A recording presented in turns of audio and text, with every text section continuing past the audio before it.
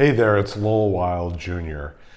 We've just passed the mid-year mark, and you guys all should be looking back at your goals and seeing, did I accomplish my goals for the first half of 2021? And what do I want to change to make sure that 2021 is going to be the best year I've ever had? I've heard from so many doctors that patients are flowing in, more care is being provided, and people are really needing podiatric care left and right across the country, and we're all super busy.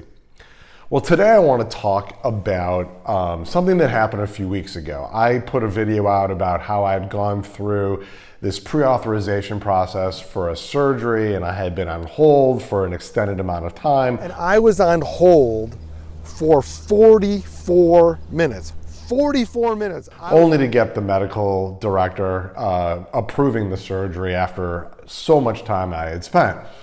Well, I have a friend who is a medical director for an insurance consulting company that does the pre-authorizations, goes over the denials, does the peer-to-peer.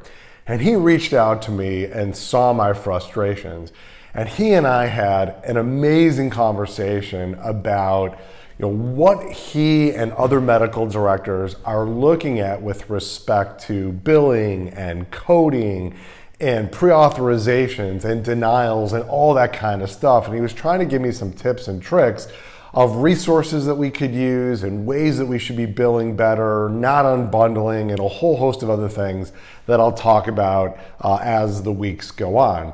However, today I want to talk about something he had mentioned, which was how to get your surgeries, your procedures, anything you want, MRIs, things like that, pre-authorized. And he talked to me about what he called a pre-authorization cheat sheet. And he said these are the things that you need to incorporate in your notes to avoid the denials of the things that you want to get for your patients. And some of these seem really simple to me, but he told me how often doctors are not incorporating these things into their chart notes, and therefore they're having all kinds of problems and pushback from the insurance companies because there are certain boxes that need to be checked in order to get your services authorized. And for me, most of these things I do, and I hope that the doctors in our organization do them, but I've got to check on that based on the conversation I had. But I think that these are really important things for you to be mindful of. So he sent me a cheat sheet, and I'm going to share some of the things that he sent with me. Number one, does the medical record contain a chief complaint relevant to the procedure requested? That seems obvious, but apparently that doesn't happen all that often. Number two, is there documentation of a variety of attempted and failed non-surgical care? A variety, not just one thing. Number three, has the non-surgical care been attempted for at least 3 months? Number four, is there a description of the chief complaint in the examination or objective findings? So making sure that you're putting it in these different areas of your note.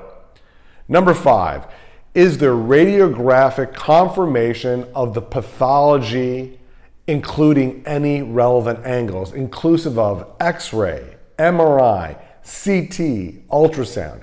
So just saying, for instance, there's a bunion deformity, in many of the insurance companies does not satisfy their need to having a specific radiographic angle in order to proceed with the surgery. I know that many of you are going to say radiographs do not tell the story, and I couldn't be more in agreement with you. However, we do have to jump through a lot of these hoops in order to prevent the painful process that many of us have to go through and what I described a few weeks ago. Lastly, is there a clear path of treatment describing the proposed surgical procedure? So in my notes under my plan, I always say, this is the surgery I'm going to do. This is the procedure exactly. This is how much time I need. This is where I'm going to do the procedure. And he said that those are things that show that you have a clear path of treatment for any reviewer to look at and say, yes, we're going to approve the surgery, the procedure, or whatever it may be. So today, I really want you to think about these things and saying, oh, I've never done that before, I don't need to do it. Whatever you've done in the past, throw out the window. This is 2021. Insurance companies have their procedures and policies in place.